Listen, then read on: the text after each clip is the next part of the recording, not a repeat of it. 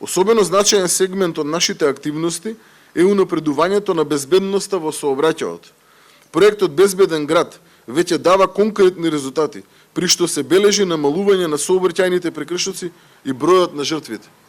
Овде само би сакал да ги споредам бројките од оваа година за месец април за градот Скопје, во споредба со минатата година за месец април за градот Скопје. Лани сме имале 8 жртви, оваа година немаме жртва, како последица на непочитување на сообраќајни правила во градот Скопје. На колегите пак, што ја дале највисоката жртва, им изразувам вечна и длабока почит. Нивното дело не обврзува. Нивната жртва останува трајно вградена во достоинството и историјата на македонската полиција. Почитувани, ќе продолжиме уште поодлучно, ќе продолжиме уште посилно, ќе продолжиме со ред, со правда и со одговорност.